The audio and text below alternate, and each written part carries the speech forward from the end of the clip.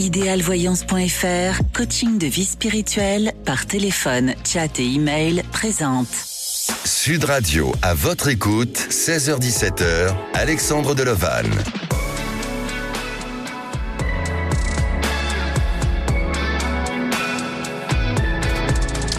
Bonjour à tous, alors heureux de vous retrouver jusqu'à 17h. Ensemble, nous allons découvrir un autre univers du bien-être avec les sons qu'on appelle la sonothérapie.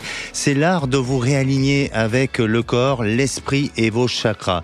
La sonothérapie a le pouvoir de purifier votre aura et aussi de lutter contre le stress. Un art et une discipline complète pour se sentir bien et s'enivrer de sons avec des instruments tous différents. À mes côtés, j'ai le plaisir de recevoir le premier sonothérapeute français, oui, Swan, qui tout le long de l'émission va nous faire partager son art et accompagner aussi les auditeurs dans leurs questionnements et sur leurs témoignages. Vous avez une expérience qui a été liée à du soin par les sons. Venez témoigner à l'antenne au 0826 300 300. Nous sommes en direct live sur YouTube et vous pouvez partager vos avis aussi sur le groupe À votre écoute sur Facebook. Et aujourd'hui, à la réalisation de l'émission, c'est Maxime, au standard, Zach et Jordan. Sud Radio, à votre écoute, Alexandre Delovanne. Et avant de retrouver notre première auditrice, j'ai donc le plaisir d'accueillir en studio Swan. Bonjour Swan. Bonjour Alexandre. Heureux et ravi de vous accueillir dans les studios de Sud Radio. Alors Swan, vous êtes sonothérapeute certifié, vous êtes cofondateur de Zen and Sound, vous donnez des gong baths et des massages sonores, c'est bien ça ? C'est ça, tout à fait. Alors à quoi consiste le gong bath et les massages sonores ? On est dans la gestion du stress, effectivement, à base de vibrations. Donc, ce sont deux pratiques différentes. Le gong bath est une pratique de groupe, donc collectif. Oui. Le massage sonore est individuel. Donc, on va aller vraiment sur les problématiques plus précises des gens qui viennent. Par rapport au gong bath, ça peut avoir n'importe quelle audience. On a même fait des gong baths sur des grandes scènes de festivals. D'accord. Donc, on est sur des choses qui peuvent être également sonorisées. Dans nos salles à nous, dans nos centres chez Zen & Sounds, on accueille à peu près 50 personnes par session. Ah oui, quand même. Alors, vous avez écrit un ouvrage intitulé « La sonothérapie, ces sons qui nous font du bien », des éditions Trait Daniel. On en parlera un peu plus tard dans l'émission. Et à présent, si vous le voulez bien, mon cher Swan, on va accueillir notre première auditrice. Avec plaisir. Eh oui, bonjour Maria. Bonjour Alexandre, bonjour Swan. Bonjour. Bienvenue sur Sud Radio. Alors Maria, vous avez 67 ans, vous habitez dans la Loire et vous êtes maîtresse d'école, c'est bien ça ? Oui, oui. Et vous-même, vous pratiquez la méditation, vous pratiquez le yoga. Racontez-nous déjà depuis combien de temps vous êtes dans cet apprentissage-là et qu'est-ce que ça vous procure ? Oui, alors moi je le pratique, j'ai découvert le yoga après la naissance de mon premier enfant, donc il y a plus de 37 ans maintenant, voilà. Et ce que cela me procure, c'est du bien-être, de la détente et également un meilleur lien entre moi et puis ma spiritualité aussi.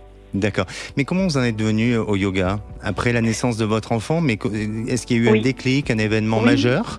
Oui, j'ai eu la chance d'avoir une amie qui, quand on a des jeunes enfants, tous les parents me comprendront, les jeunes parents, on ressent de la fatigue et du stress.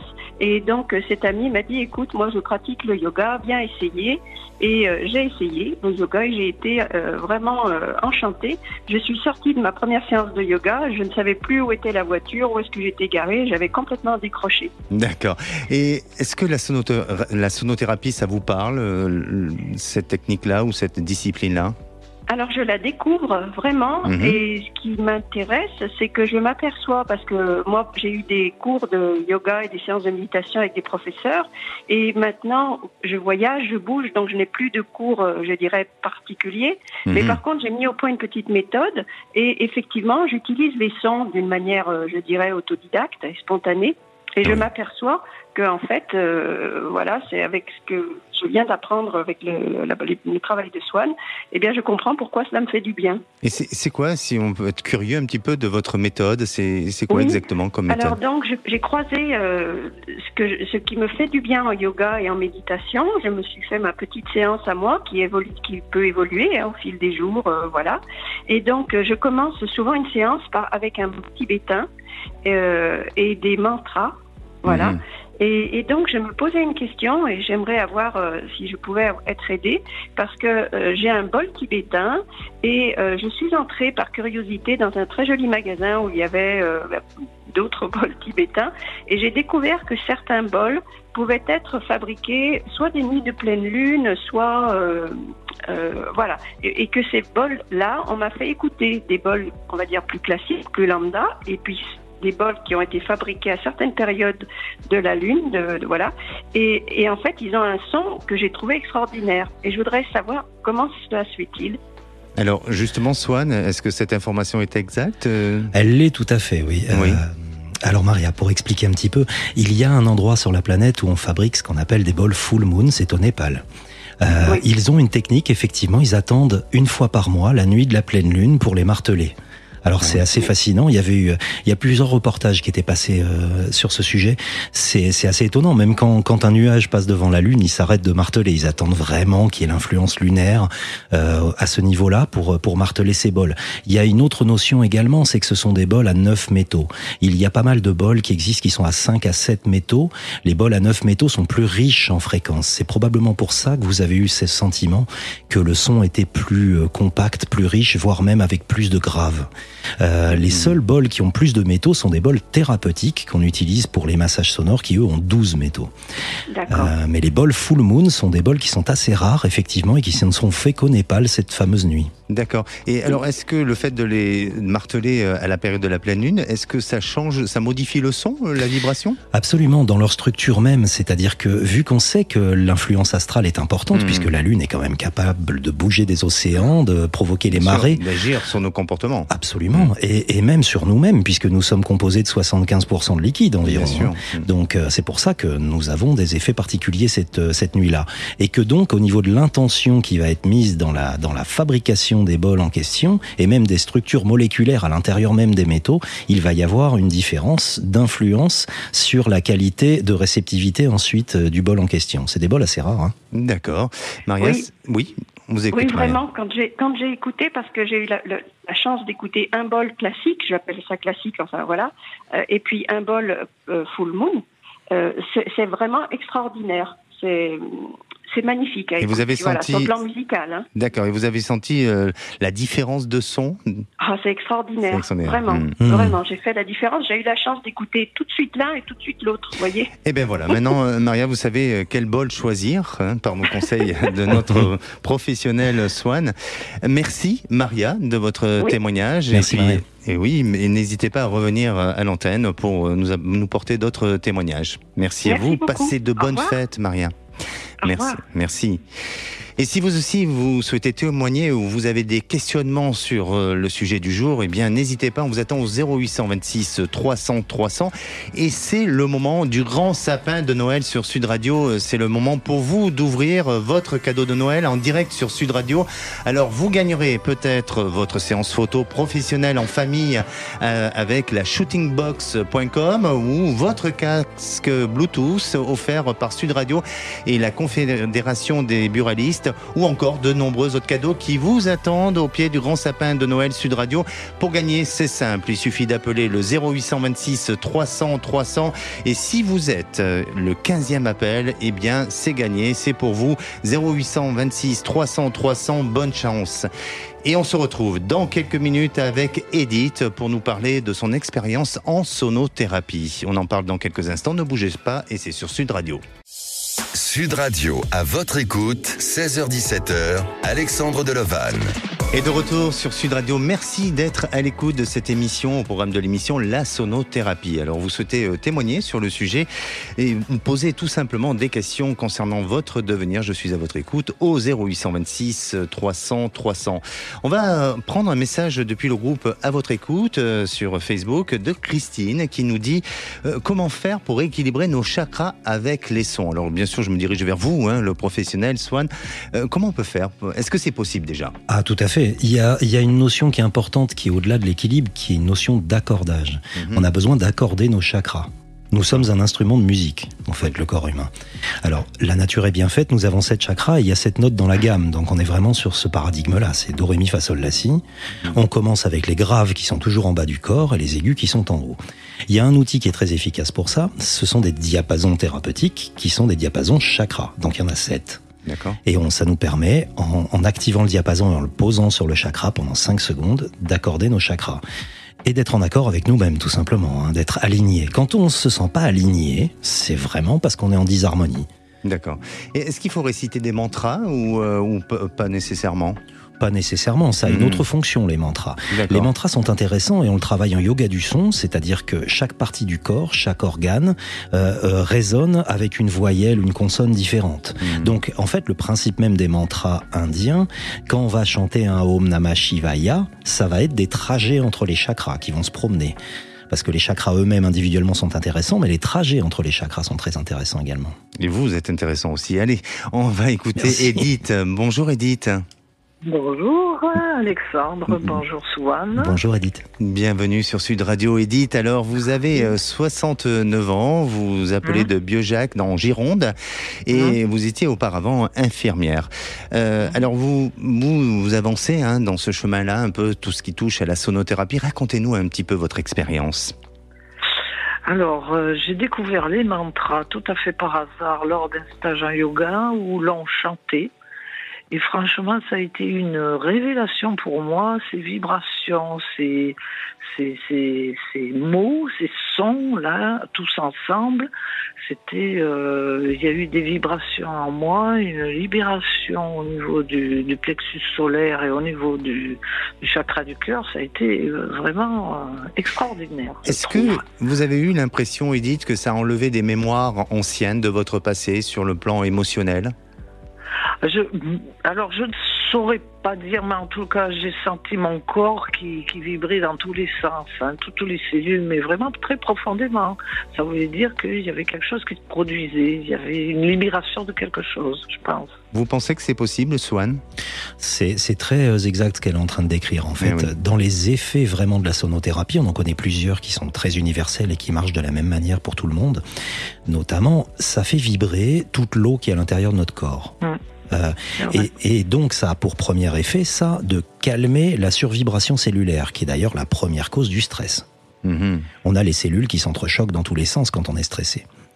Et donc en fait ça c'est le premier effet, c'est-à-dire que la sonothérapie va donc aller chercher nos cellules et les calmer. C'est pour ça que c'est très relaxant. Deuxième effet qui est très intéressant, qui est un effet de circulation énergétique. Là pour le coup on parle vraiment de l'origine de la sonothérapie qu'on appelle la vibrapuncture. Acupuncture des vibrations. Ça veut dire que les fréquences vont rentrer dans nos méridiens, dans nos fascias, vont aller chercher où nous avons des nœuds, des blocages énergétiques qui viennent de nos angoisses, de nos peurs, de nos colères, et qui vont aller les dissoudre afin d'obtenir une vraie fluidité de recirculation énergétique. C'est tout à fait ce que vous êtes en train de décrire, donc. D'accord. Et depuis, est-ce que vous avez renouvelé l'expérience, Edith ? Oui, tout à fait, parce que je fais des méditations et quand je fais les mouvements de méditation et que je chante en même temps, ça augmente les effets. D'accord. Et ces méditations-là, vous les faites de manière en collectivité ou de manière collective ou individuelle ? Alors, actuellement, là, depuis le Covid, c'est individuel. Je dirais, j'ai un professeur en ligne, donc je peux pratiquer ces méditations quand je veux, au final. Après, je peux me connecter durant le live et avec les autres, bien sûr. Voilà, mais bon, c'est vrai qu'en ligne, ça n'a pas tout à fait le même impact que quand on est en vrai. Voilà. Alors, je vais vous poser quand même une question un peu plus pragmatique. Quel est le but de cette expérience-là pour vous? Quels sont peut-être, je dirais, l'objectif d'être dans ce cheminement-là de connaissances intérieures et de développement personnel?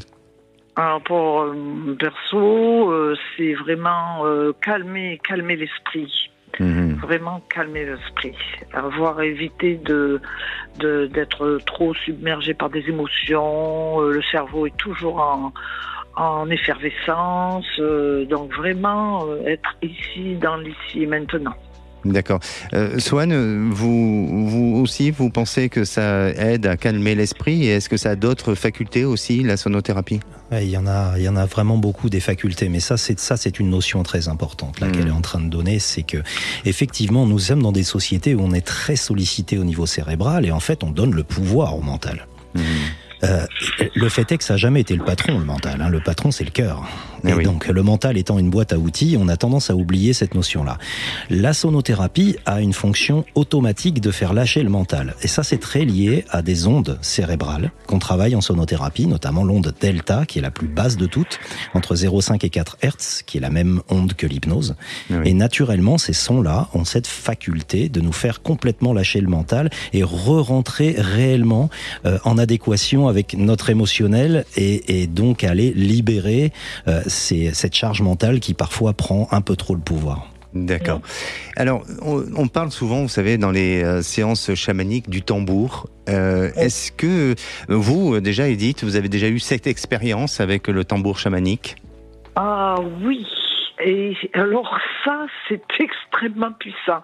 Accompagné des chants indiens, là, aïe, aïe, aïe. C'est vraiment très, très puissant.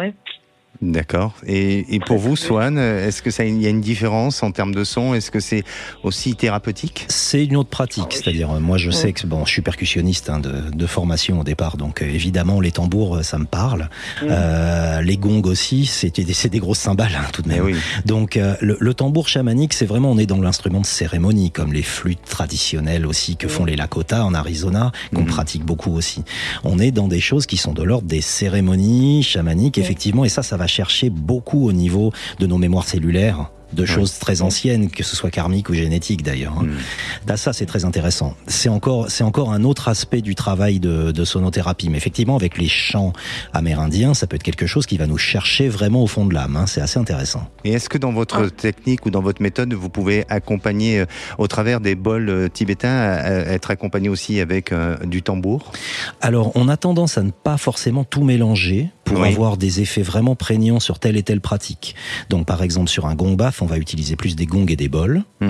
Sur une méditation type plus chamanique, on va aller chercher des flûtes et des tambours. Et puis, on a aussi les bains de cristal, où on va utiliser les instruments de cristal, les bols en cristal, pour aller vraiment travailler tout ce qui est très éthérique, qui est vraiment beaucoup plus de connexions subtiles. Bon, mais vous voyez, Edith, vous avez encore à apprendre.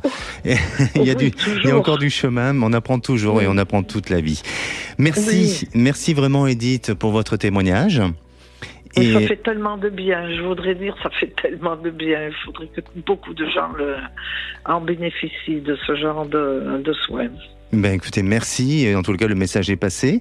Et puis, passez de belles fêtes, Edith. Merci. Belle fête sonore, alors. Oui, belle fête sonore, effectivement. Merci, à très bientôt.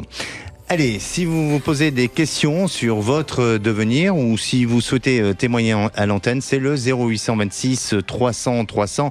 Ne bougez pas, on revient dans un instant avec Nathalie, adepte de bol tibétain. Et à tout de suite, c'est sur Sud Radio.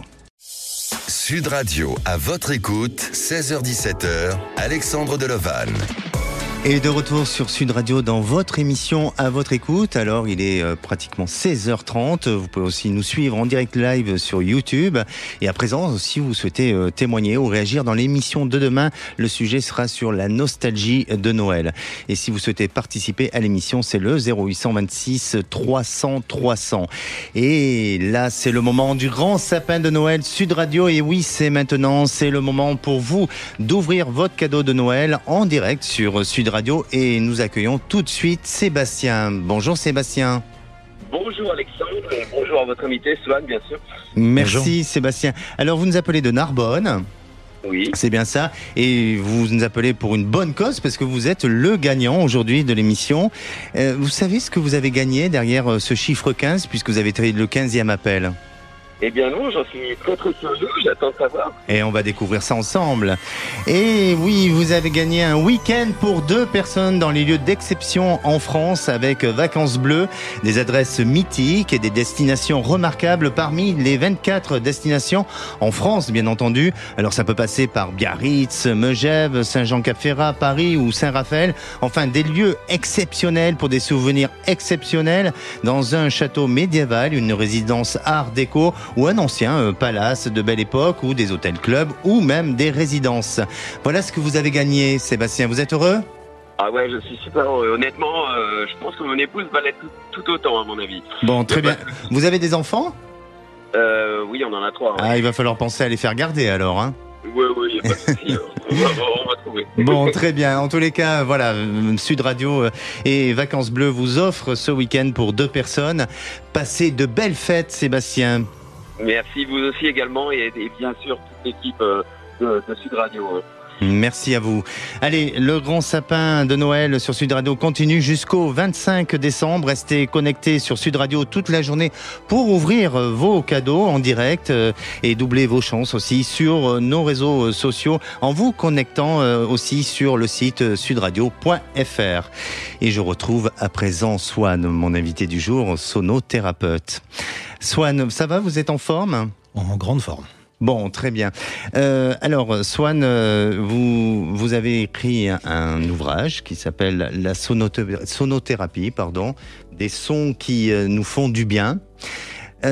Cet ouvrage, alors déjà, la sonothérapie, c'est quoi exactement? On en a parlé un petit peu, mais quel est le fonctionnement et comment on procède avec la sonothérapie? C'est une pratique en fait qui est assez ancestrale, ça remonte assez loin puisque le premier gong a été trouvé au Népal il y a plus de 8000 ans. Oui. Ça fait très longtemps qu'on se fait du bien avec les sons en fait. C'est connu comme la plus ancienne forme de méditation de groupe au monde. Alors c'était très intuitif à l'époque, ça l'est plus du tout maintenant puisqu'il y a beaucoup d'études scientifiques qui sont sorties sur la question, donc on a une idée maintenant assez précise de comment ça marche dans vos petits corps. Oui. La notion est la suivante, c'est que on est un animal qui est quand même assez stressé. Oui. Donc là, on est vraiment dans la gestion du stress. On sait que le stress est à l'origine de pas mal de nos mal-être. Oui. Et donc, de ce fait, il y a une vraie recherche chez les gens d'essayer d'aller mieux à ce niveau. Là, c'est très universel, c'est-à-dire qu'on n'a pas besoin d'avoir d'aptitudes particulières. Parfois, on se dit « Oh, mon physique ne me permet pas de faire du yoga » ou « Je n'arrive pas facilement à lâcher prise avec la méditation ». Le fait est que là, les vibrations, elles travaillent d'elles-mêmes. On n'a rien à faire, on n'a pas d'aptitude à avoir, on s'allonge et les fréquences et les vibrations font le travail. Alors on utilise des instruments assez variés. Le plus gros, c'est le gong, bien évidemment. Ensuite, on a les bols tibétains ou les bols en cristal. Nous avons ensuite les diapasons thérapeutiques qui sont très précis, qui permettent d'aller chercher des points super précis sur le corps quand il y a vraiment quelque chose à travailler en précision. Et puis, on en a parlé tout à l'heure, il y a tous les instruments vibrent. En fait, tout est vibration. Les couleurs que vous voyez sont des vibrations également. Donc, c'est un travail qui est en précision. Donc, ça se passe soit en groupe, soit en individuel, selon la recherche des gens qui viennent tester cette belle pratique ancestrale. D'accord. Et à quelle fréquence on pratique la sonothérapie ? Alors ça, nous, on est vraiment dans un principe de dire aux gens, écoutez, il n'y a pas de « on doit le faire tous les temps ». Il y a « on s'écoute ». D'accord. C'est-à-dire, on vient faire une pratique. On va dire, un gong baff ou un massage sonore, les effets sont connus pour agir environ 2 à 3 semaines. Bien, alors si les gens, au bout de 2 ou 3 semaines, ressentent le besoin d'y revenir et reviennent par eux-mêmes, alors bien évidemment, quand on a des gens qui ont tel ou tel problème récurrent, ils vont revenir un petit peu plus souvent. On a des gens qui viennent presque tous les jours. D'accord. Il n'y a pas de trop de vibrations, c'est l'avantage, ça n'est pas une pratique où on va se dire tiens, je ne peux pas en faire tous les temps. On peut en faire aussi régulièrement qu'on le souhaite, il n'y a pas vraiment de limite. Il n'y a pas de contre-indications ? Ah si, il y en a. Contre-indications qui sont très importantes d'ailleurs, qu'on met toujours en avant. Les contre-indications sont par exemple, quelqu'un qui porte un pacemaker, faut pas faire de sonothérapie, ça peut le dérégler. Intéressant. La femme enceinte par exemple, jamais les 4 premiers mois parce que le fœtus doit s'accrocher. Et pas le dernier mois non plus, parce que oulala, sinon vous avez un diplôme de sage-femme aussi. Ça peut provoquer quelque chose. Les épileptiques et les grands asthmatiques, on a tendance à essayer d'éviter également. Et puis il faut faire attention également à des gens qui ont des pathologies un peu lourdes. Là, c'est pour ça que nous, on se substitue pas du tout à la médecine. On n'est absolument pas dans cette logique-là. On travaille avec des chercheurs, on travaille avec des CHU, main dans la main, pour essayer de trouver des solutions pour les gens. Mais la sonothérapie, c'est une gestion du stress. On va pas aller raconter aux gens qu'on va les soigner de quoi que ce soit. C'est pas vrai, ça. Oui, très bien. Dans votre ouvrage, dans votre livre, vous parlez du water gang. Comment ça se passe? Bon, c'est dans l'eau, hein, water, mais voilà. Mais comment ça se passe? Est-ce que les sons sont densifiés, multipliés dans l'eau? Comment ça? C'est exactement ça, Alexandre. En fait, le principe même, c'est que l'eau est 5 fois plus conductrice que l'air. D'accord. C'est-à-dire, quand vous allez écouter un bol tibétain dans l'air, vous allez entendre par exemple une note qui va faire tom. Vous mettez le même bol dans l'eau, vous plongez l'oreille et vous entendez bouh. On est 3 octaves en dessous. Tout simplement parce que l'air a une compression naturelle jusqu'à votre tympan qui n'existe plus dans l'eau. Et donc ça va se diffuser dans le corps humain qui lui est plein d'eau et avec des résultats thérapeutiques qui sont tout à fait étonnants. C'est-à-dire dans l'eau, on arrive à réhydrater des disques qui sont secs depuis très longtemps. On arrive à gérer des problèmes de stress très profond, d'insomnie, de choses comme ça, qui sont plus faciles à traiter dans l'eau. Donc le principe du water gong, qui est une technique qu'on a inventée il y a plus de 10 ans en piscine de thérapie, c'est qu'on va aller mettre des enceintes étanches sous l'eau, dans la piscine, connecter les gongs avec des micros. On va donc faire vibrer toute l'eau de la piscine avec la personne en flottaison à l'intérieur. Et la deuxième partie, c'est qu'on descend en apnée sous la personne et on va aller activer des bols sous sa colonne vertébrale. C'est absolument incroyable comme son, c'est très très puissant. Et ça doit donner une sensation assez particulière. Assez délicieux, on ressort sur tapis volant. Alors oui, vous parlez aussi des chants thérapeutiques de mantra et yoga son. Le chant est guérisseur. Oui, alors guérisseur, nous on n'emploie pas vraiment le mot guérison dans cette pratique-là, mais le chant fait beaucoup de bien. Alors le principe même du chant, c'est Ellie, ma compagne, qui s'occupe de cet aspect-là, qui elle est professeure de yoga du son et chanteuse. On est sur une technique qui là est très intérieure, c'est-à-dire là on a parlé jusqu'à maintenant d'instruments qui rentrent à l'intérieur de nous, de l'extérieur. Le chant, c'est la colonne d'air, c'est à l'intérieur là. Donc on va créer ces sons de dedans. Oui. Alors c'est très intéressant le yoga du son parce qu'on va aller chercher donc des choses qui sont toutes les traditions humaines. Vous prenez le chant diphonique mongol, les chants bulgares ou grégoriens qui sont des choses qui sont très sanatrices et effectivement on va aller activer après tous les sons de guérison taoïste organe par organe, les bija mantras indiens, des choses comme ça. Ce sont des trajets à l'intérieur de nous. C'est hautement calmant le chant et puis il y a une notion de beau aussi. Le beau fait un bien fou. Exactement. En tous les cas, au-delà de ce que nous pouvons découvrir de cette discipline et au travers de votre ouvrage, il y a tout un manuel pour bien pratiquer la sonothérapie. C'est un livre qui est aussi pédagogique et avec aussi un protocole à mettre en place chez soi. Je le trouve très intéressant et très facile à lire et à comprendre. Merci, c'était un peu le but en fait, c'est-à-dire de dire on va faire un ouvrage, c'était la démarche de Guy Trédaniel aussi qui m'a sollicité pour faire ce livre, c'est de faire quelque chose d'accessible à tous avec des petits tips à l'intérieur, comment on va s'enlever une migraine à la maison, comment on va aller travailler des choses assez simples, mais qui en fait avec quelques outils peuvent nous permettre de s'enlever le stress soi-même. Bien sûr. Ces sons qui nous font du bien, la sonothérapie des éditions Trédaniel. Allez, on va accueillir Nathalie. Bonjour Nathalie. Oui, bonjour Alexandre, bonjour Swan. Bonjour Nathalie. Bienvenue sur Sud Radio. Merci. Nathalie, vous avez 60 ans et vous êtes massothérapeute, vous habitez en Gironde. C'est ça, tout à fait. Alors, de ce que j'ai comme information, Nathalie, c'est que vous êtes très adepte du bol tibétain. Et vous faites même des soins avec les bols. Racontez-nous un petit peu. C'est-à-dire que souvent, je termine mon massage quand la personne est complètement relaxée, soit avec les koshis. Vous pouvez nous expliquer un petit peu ce que c'est pour nos auditeurs, les koshis? Alors, un koshi, c'est un tube en bois où ça carillonne, si vous voulez. Il y a un petit, ce sont comme des scintillements.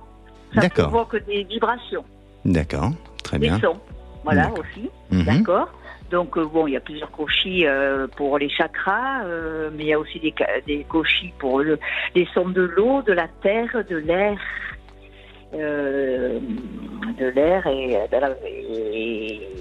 Et les 5 éléments, je dirais pas. D'accord. Je vais y arriver, voilà. Et sinon, j'ai un bol tibétain, effectivement, que j'avais acheté à l'époque dans une boutique où le monsieur allait régulièrement au Tibet. Il ramenait des bols tibétains qui avaient été faits à la main, quoi. D'accord. Et pas industriel. Voilà. Et ce bol, j'aime bien le faire sonner à la fin d'un massage. Les gens aiment beaucoup le son.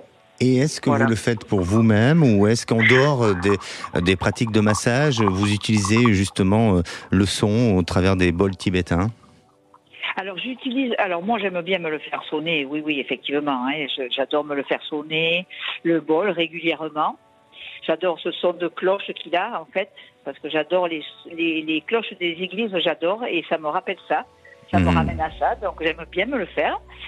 Et puis sinon, après, je suis une adepte, j'ai déjà fait les bêtes de gong, effectivement, que je trouve absolument divin, quoi. D'accord. Swan, vous... Oui. Ouais. Allez-y. Non, ça m'a beaucoup apporté. Chaque fois que j'ai fait les bains de gong, donc une fois où j'avais très très mal au bas-ventre et aux ovaires, et sur les sons de la terre, la première partie était sur des sons beaucoup plus aériens, et après la deuxième partie sur les sons de la terre, eh bien ça m'a soigné mes ovaires, quoi. Je sentais l'énergie qui circulait, qui partait d'un pied, qui remontait, qui passait dans mon ventre, et j'avais mes ovaires, je voyais mes ovaires danser, et qui me disaient merci. Alors, je vois Swan en train de hocher de la tête. Est-ce que vous voulez réagir, Swan, s'il vous plaît ? Non, c'est intéressant ce qu'elle raconte, parce qu'effectivement, on a des retours et des feedbacks des gens qui sont... Quand vous faites un bain de gong avec 50 personnes, vous avez 50 feedbacks différents. C'est-à-dire que le gong est un instrument qui ne triche pas du tout. Ça va aller là où il y a une faiblesse à l'intérieur de la personne, et les fréquences vont aller aider, tout simplement. Et alors, on a des gens qui en ont fait 500 dans notre public, parce qu'ils ont un abonnement à l'année, et qui nous disent il n'y en a jamais deux pareils. Ça dépend vraiment ce qu'on amène à notre problématique, qu'elle soit énergétique, émotionnelle, physique. Un gong baff ou un autre va pas du tout avoir le même effet. Alors on a mal au bas-ventre, et bien là ça va agir à cet endroit-là. Le jour suivant, on a eu une émotion un peu forte ou une situation conflictuelle, et ça va aider plus là-dessus. Donc c'est ça qui est assez étonnant, effectivement, c'est que c'est très évolutif par rapport à nos problématiques personnelles. Et alors justement, Swan, est-ce qu'il y a une partie de notre corps qui est beaucoup plus réactif ou qui réagit beaucoup plus au travers des sons ? Tout en fait, mais c'est vrai que il y a deux aspects qui sont... On a une grosse faiblesse au niveau du ventre. Un chakra numéro 2 qui est vraiment très versatile, parce qu'on y stocke beaucoup de stress. Et d'émotions. Énormément, c'est nos mémoires cellulaires, on a beaucoup de choses qui se situent à cet endroit-là. Le chakra du cœur, bien évidemment, là c'est là.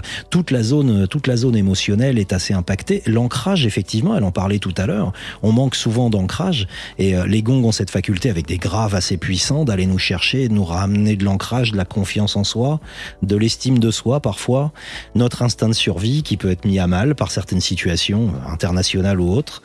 Donc c'est vrai que ça peut être intéressant. Après, il y a du travail qui se fait à tous les niveaux. Même des gens vont nous dire là ça a été plus éthérique. J'ai lâché beaucoup plus au niveau du mental. Et oui, alors Nathalie, est-ce que vous avez encore plus envie d'approfondir et d'expérimenter les sons ?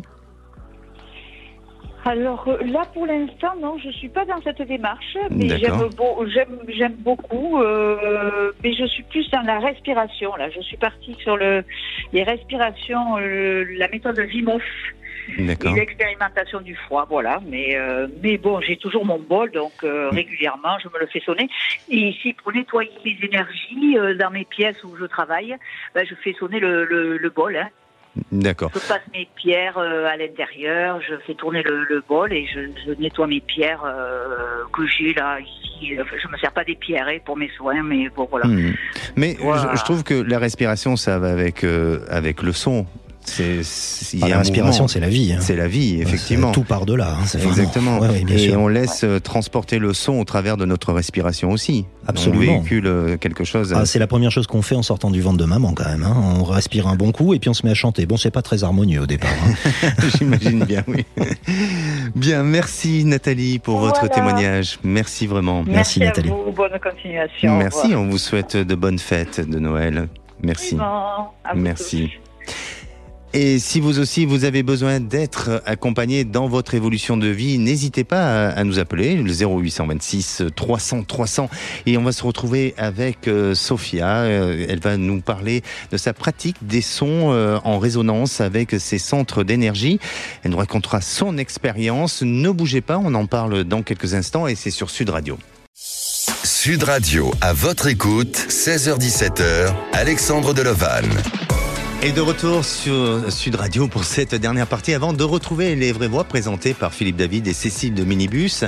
Alors il vous reste encore quelques minutes pour passer à l'antenne de Sud Radio et avant de retrouver notre prochaine auditrice, je vais revenir sur un message concernant le sujet de demain sur la nostalgie de Noël et c'est un message qui a été posté sur le groupe À votre écoute, celui de Micheline. Elle nous dit quand je me rappelle qu'à Noël à la maison j'avais tous mes enfants et leurs maris et mes petits-fils on se retrouvait, une quinzaine de personnes et aujourd'hui je fais Noël avec ma dernière fille et mes 3 petites filles. C'est déjà très bien, il y a des personnes qui sont toutes seules et je n'ai pas à me plaindre. Bonne fête et joyeux Noël à tous. Et j'en profite pour dire aussi bon Noël à tout le monde qui nous écoute aujourd'hui.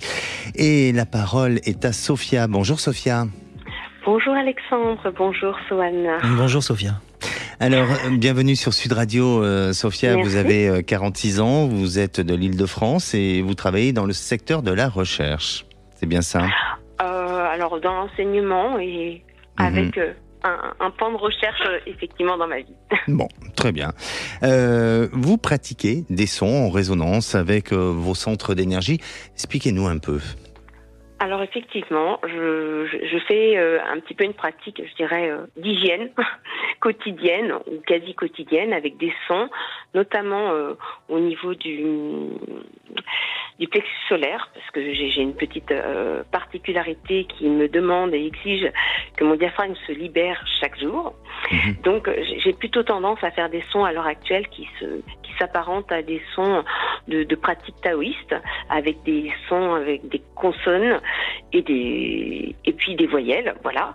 Mais effectivement, je constate dans cette pratique que ça me libère et que ça me permet bien d'abaisser mon diaphragme, entre autres. Voilà, physiquement. Et puis après, comme j'aime le chant, la musique et le souffle, j'ai pu pratiquer avec une professeure de chant qui m'avait initié un petit peu à cela pour essayer d'aller chercher des coffres de résonance tout à l'intérieur de mon corps et puis chercher des sons graves ou des sons aigus. Et donc, je me suis approprié ces techniques pour pouvoir, quand j'en ressens le besoin ou quand c'est nécessaire, d'émettre des sons qui peut me retrouver alignée. Voilà. Alors, pourquoi, Sophia, vous êtes justement à la recherche de ces sons-là ? Est-ce que vous avez eu une révélation ou peut-être vous avez reçu une éducation avec ce genre de discipline ? Pas du tout. Je pense que je suis quelqu'un d'assez ouvert d'esprit. J'ai eu un parcours, on va dire, dans mon enfance qui était parsemé de petites maladies diverses et variées. Et je pense que j'avais cet élan de vouloir trouver un équilibre global, de m'intéresser à tout ce qui était artistique et peut-être de par un de mes parents qui a un côté feeling, intuitif et autres. Voilà, c'est quelque chose qui m'a toujours appelé d'allier et de faire des liens entre notre monde rationnel et le monde oriental ou d'autres pratiques. Voilà. Swan, qu'est-ce que vous pouvez ressentir par rapport au témoignage de Sophia, de ce qu'elle vit, de son expérience aujourd'hui avec les sons ? Effectivement, elle parle principalement de chant et c'est quelque chose qui est assez prégnant. Alors effectivement, on peut travailler une zone. Elle parlait d'une zone particulière au niveau du plexus solaire. C'est vraiment des techniques de yoga du son qui sont assez précises. Là, il y a des techniques à apprendre qui sont vraiment incroyables, où on va aller, ne serait-ce que les bija mantras, puisque les Indiens ont localisé les sons qu'il y a à chaque chakra. Avec des qu'on appelle des bija mantras, c'est des mantras qui sont monosyllabiques. Par exemple, on sait que le périnée, ça va être l'âme. D'ailleurs, si on fait le, on sent que le périnée bouge. L'âme, vam, ram, et le ram, c'est le plexus solaire. On va aller chercher ces sons-là qui vont activer tout à fait cette zone. En fait, les consonnes servent de véhicule parce que le son, véritablement, c'est les voyelles. Et après, on va avoir le M qui est toujours là, dans le home, etc. Puisque le M, c'est la consonne véhicule qui sert à se promener à l'intérieur de tout le corps. On appelle ça la consonne gourmande aussi. Quand on fait oui, c'est vrai. C'est la consonne gourmande.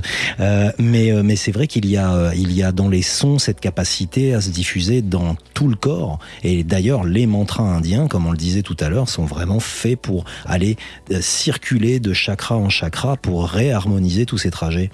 Donc ça, au niveau du chant, c'est très intéressant parce qu'on peut aller très très loin pour arriver à traiter des zones très particulières et avoir sa pratique et son hygiène quotidienne avec ce type de pratique-là. Ouais. Et Sophia, vous avez envie d'enseigner à un moment donné ou de transmettre ? Oui, je crois que je suis une âme d'enseignante de façon générale, donc je pense que tout ce que j'apprends, tout ce que j'expérimente, je le transmets, ce qui fonctionne, ce qui peut ne pas fonctionner, mais effectivement, j'essaye, peut-être avec l'expérience, le temps, l'âge, je m'approprie, comme disait Swan, certaines techniques et puis je les développe et je trouve la mienne, et quand je la trouve et qu'elle me fait du bien, je la garde. Voilà. Donc, vous avez un maître en la matière, là, pour... Oui, alors moi j'avais une question justement, quand pour tout ce qui est chakra émotionnel. Alors, moi j'arrive pas à ressentir les centres énergétiques comme tels, je pense que c'est trop mental pour moi. Par quel son, justement, si on veut travailler, alors tous, le son, le chakra coronal, mais le chakra émotionnel, le jaune, celui qui... Quel est le son particulièrement efficace qui permet de le chanter ou de l'exprimer? Alors justement, le Bija Mantra Ram, c'est celui qui est vraiment très très ciblé sur le plexus solaire. Maintenant, l'émotionnel, c'est quelque chose d'assez particulier parce qu'on dit souvent que le chakra 3 et le chakra 4 fonctionnent ensemble. C'est un peu notre centre. C'est-à-dire que l'émotionnel, sans parler d'amour, c'est difficile et vice-versa d'ailleurs. Donc le 3 et le 4 qui sont un lieu de passage, puisque les 3 chakras du bas sont ce qu'on appelle les chakras d'existence, les 4 du haut, les chakras d'essence. Et maintenant, on est sur cette ouverture de cœur, donc alors la voyelle A, bien sûr, puisque le A, c'est l'ouverture de toute la cage thoracique. Donc chanter le A, c'est magique. Parfait, alors merci. Moi, oui, merci vraiment, Sophia. Merci, Sophia. On doit rendre l'antenne, excusez-nous. Passez de bonnes fêtes et n'hésitez pas à revenir vers nous. Merci à vous.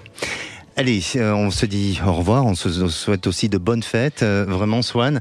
Et puis je rappelle votre ouvrage, La sonothérapie des éditions Trédanel. Eh bien, belle vibration à tout le monde et un très joyeux Noël sonore alors. Merci, et pour conclure je dirais, prendre un bain de son rend notre âme douce comme ce que l'eau du bain est au corps. Et on se retrouve demain pour le sujet sur la nostalgie de Noël. Passez une bonne fin de soirée, la place est aux vraies voix. Bonsoir Philippe David. Bonsoir Alexandre Delovan, bonsoir Swan. Bonsoir. Au menu des vraies voix, 17h30, le grand débat. Le refus d'appliquer la loi immigration par des élus de gauche, est-ce que ça vous paraît normal, scandaleux, ou vous n'avez pas d'opinion, puisque 32 présidents de conseils départementaux de gauche ont dit qu'ils n'appliqueraient pas la loi immigration, qui pourtant a été votée par un parlement démocratiquement élu. Qu'est-ce que vous en pensez ? Venez nous donner votre avis au 0826 300 300. Avec nous, on aura Hassan Lakhoul, secrétaire général du mouvement de la jeunesse communiste de France. Les communistes qui soutiennent donc les présidents de conseils départementaux qui ont pris cette décision. À 18h37, le coup de projecteur, ça fait le buzz. Emmanuel Macron a-t-il raison de parler de chasse à l'homme au sujet de Depardieu ? Est-ce que, après l'époque de MeToo, on est encore dedans, même si ça a commencé en 2017, vous pensez qu'il y a une chasse à l'homme ? Vous pensez qu'il n'y en a pas ? Est-ce que Rima Abdul-Malak est quand même peut-être pas allé un petit peu loin en lançant tout de suite une procédure de destitution de sa Légion d'honneur ? Venez nous donner votre avis au 0826 300 300. Et on aura avec nous Maître Aurore Boyard, avocate experte dans les violences faites aux femmes. Les vraies voix du jour, oui. Philippe Bilger, Françoise Degois et Sébastien Ménard. Une bonne émission. Sud Radio, à votre écoute, 16h-17h, Alexandre Delovan. Avec idéalvoyance.fr, coaching de vie spirituelle par téléphone, chat et email.